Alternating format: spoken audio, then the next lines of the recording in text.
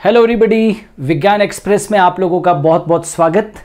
हम फिर आज ने एक नए वीडियो के साथ में आज का वीडियो शुरू करें उससे पहले उन सभी नए जो हमारे सब्सक्राइबर्स हैं चैनल पर, जो लोग नए आए हैं, उन लोगों के लिए इन्फॉर्मेशन है कि यदि आप चाहते हो कि विज्ञान एक्सप्रेस के सभी वीडियोज़ के आपको PDFs अवेलेबल हो जाए तो आपको गूगल प्ले स्टोर पर जाकर super Guru the learning app को डाउनलोड करना पड़ेगा।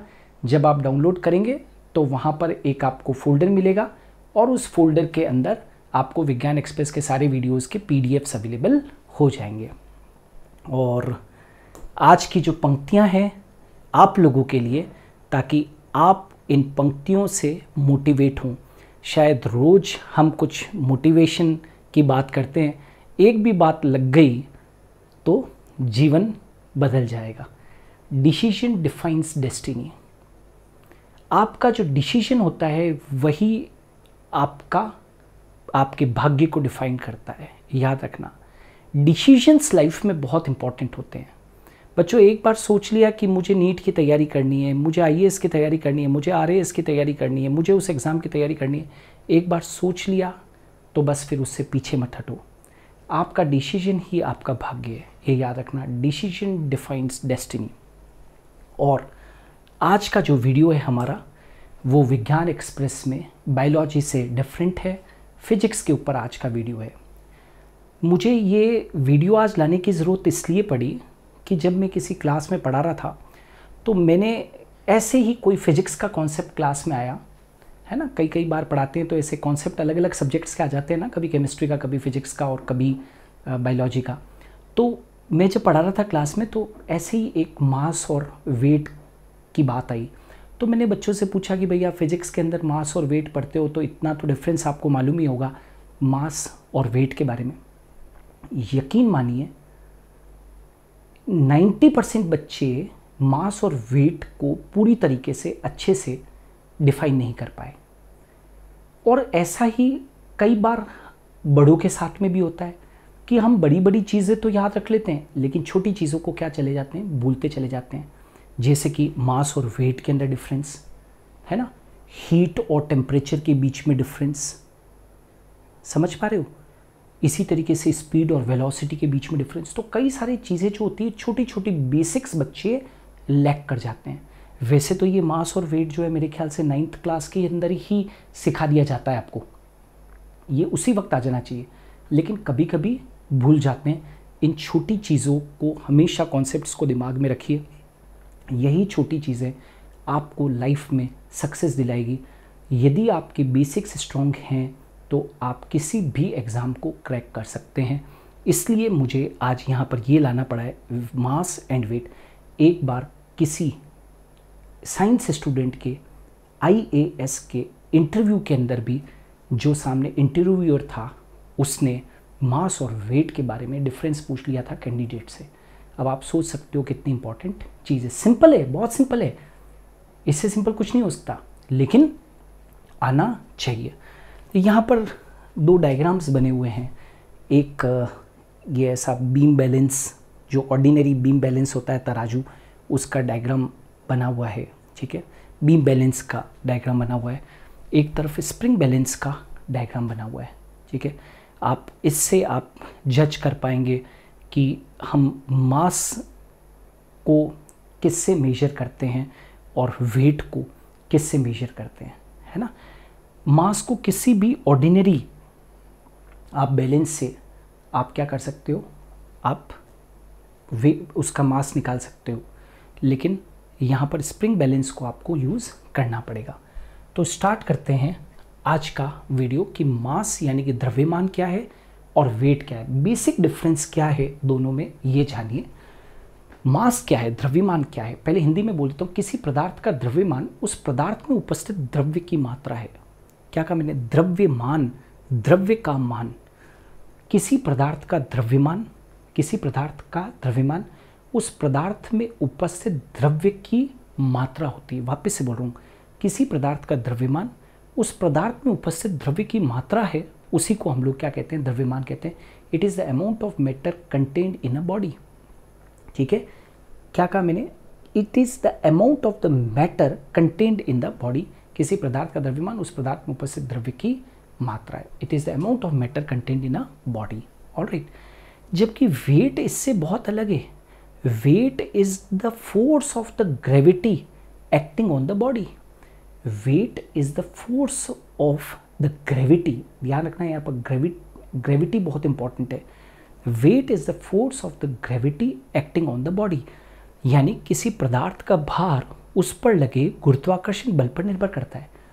किसी भी पदार्थ का भार किसके ऊपर डिपेंड करता है? उस पर लगे गुरुत्वाकर्षण बल पर डिपेंड करता है। या हम यूँ भी कह सकते हैं कि हम ऐसे भी कह सकते हैं कि weight is the gravitational force with which a physical body is attracted towards the centre of the earth.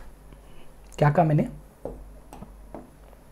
Wait is the gravitational force with which a physical body is attracted towards the centre of the earth.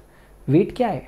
Wait is the gravitational force with which a physical body is attracted towards the center of the earth। किसी पदार्थ का भार उस पर लगे गुरुत्वाकर्षण बल पर क्या करता है? निर्भर करता है। तो याद रखना, किसी पदार्थ का द्रव्यमान उस पदार्थ में उपस्थित द्रव्य की मात्रा है और किसी पदार्थ का भार उस पर लगे गुरुत्वाकर्षण बल पर क्या करता है? निर्भर करता है।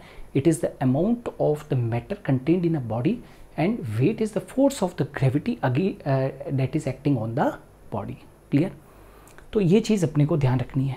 अब mass of an object is same anywhere. कभी भी किसी भी ऑब्जेक्ट का जो मास होता है वो उसको किसी भी जगह पे रख दो, वो बदलता नहीं है। मास कभी बदलता नहीं है, does not change with location. Mass जो है वो अंतरिक्ष में भी चले जाओ, स्पेस में भी चले जाओ तो मास नहीं बदलेगा। लेकिन weight depends on affect of gravity. Weight हमेशा जो ग्रेविटी है उसके अफेक्ट से क्या होता है? प्रभावित होता है। मतलब weight depends on affect of gravity.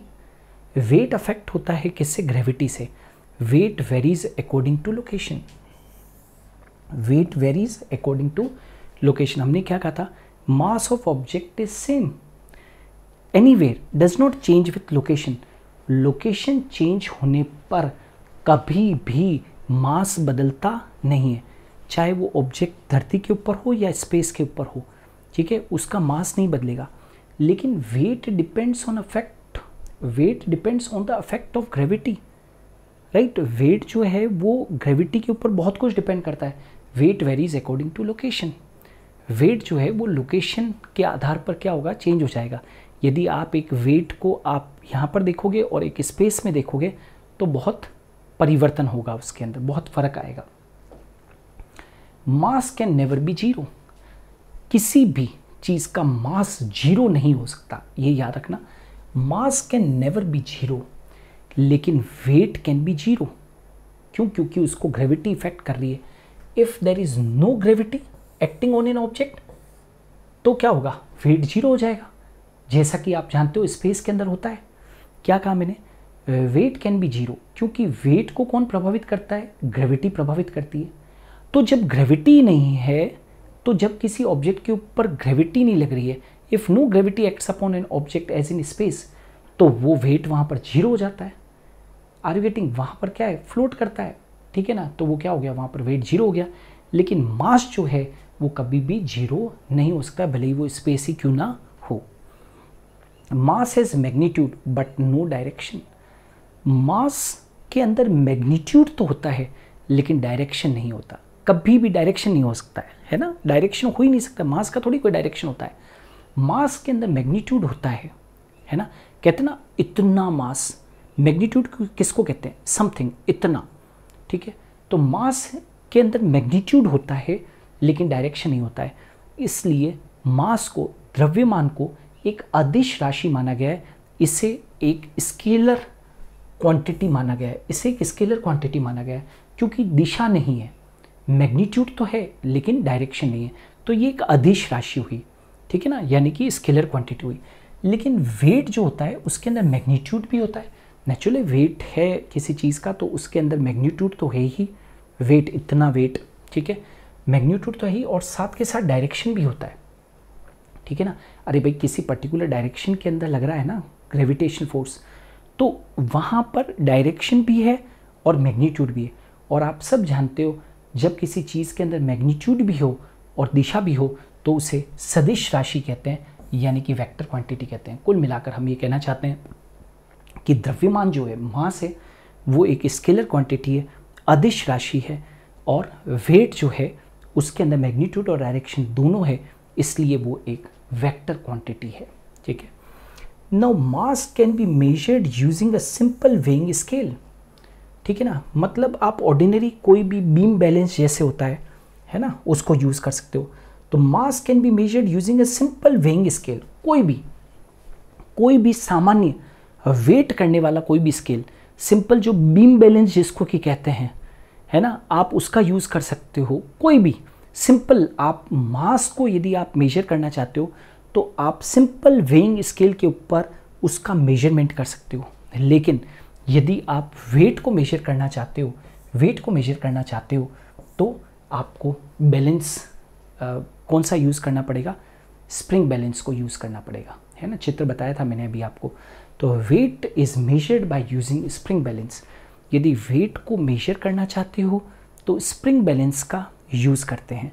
और यदि हम मास को मेजर करना चाहते हैं तो कोई भी सिंपल ऑर्डिनरी बैलेंस, यानी कि कोई भी एक स्केल का यूज़ कर सकते हैं, वेइंग स्केल का यूज़ कर सकते हैं। अब आ जाते हैं एसआई यूनिट। एसआई यूनिट क्या है मास की? तो आप सब जानते होंगे कि मास की जो एसआई यूनिट है वो है किलोग्राम, है ना, यानी कि केजी। मास की जो एसआई यूनिट है वो है केजी, किलोग्राम्स। और यहाँ पर वेट की जो एसआई यूनिट है वो है न्यूटन, जिसको कि हम किससे डिनोट करते हैं? एन से डिनोट करते हैं। क्लियर। नेक्स्ट आ जाते हैं मास। जो द्रव्यमान उसका मास ऑफ मूविंग बॉडी क्या होता है? तो m = F/a, जहाँ पर कि F क्या है? फोर्स है, और a क्या है? दैट इज एक्सलरेशन है। तो m = F/a, m = F/a, it is the mass of the moving body. ये क्या है? मास ऑफ मूविंग बॉडी है। और weight of the body is given by weight of the body, तो W = m × g, जहाँ पर g क्या है? m तो है मास, और g क्या है? एक्सलरेशन ड्यू टू ग्रेविटी, तो एक बार फिर से देख लीजिए, मास ऑफ मूविंग बॉडी कितना है? m = F/a, F, right, m = F/a, F is force and a is acceleration, और weight of the body is given by W = m × g। m क्या है? मास है, और g क्या है? एक्सलरेशन ड्यू टू ग्रेविटी, ये भी ध्यान रखना। और डायमेंशनल फार्मूला ऑफ मास कितना? m है। इसको किससे डिनोट करते हैं? m से। ठीक है। तो डायमेंशनल फार्मूला इज m, और dimensional formula for wait is m1 L1 T-2। ये तो समझते हो ना, m, l और t। ठीक है। l for length, t for time, है ना। तो m1 L1 T-2। तो डायमेंशनल फार्मूला जो होता है, हमेशा याद रखना, डायमेंशनल फार्मूला जो है वेट के लिए m1 L1 और T-2, डायमेंशनल फार्मूला यहाँ पर m से डिनोट किया जाता है। क्लियर। तो बच्चों ये था आज की क्लास के अंदर, हम लोगों ने डिफरेंसेस पढ़े कि भाई मास क्या है और वेट क्या है। छोटी चीज़ें, लेकिन लाइफ में इस चीज़ को भूलना नहीं है। बहुत सारी चीज़ें लाइफ में इस तरीके की बहुत काम आएगी। ये ठीक उस तरीके से है कि जो कोई पूछ ले, कभी किसी बेसिक चीज़ के ऊपर क्वेश्चन पूछ ले कि यार इसके ऊपर 5 वाक्य लिख के बता दे, ज़्यादातर लोग नहीं लिख पाते हैं। तो मैं चाहता हूँ कि जो बेसिक चीज़ है उसको हम छोड़े नहीं। यही बेसिक आपको लाइफ में बहुत बहुत बहुत इम्पॉर्टेंट रहेगा किसी भी एग्ज़ाम में सेलेक्ट होने के लिए। तो आज के लिए इतना ही। हम कल फिर हाजिर होंगे एक नए वीडियो के साथ में, ठीक 11 बजे विज्ञान एक्सप्रेस में।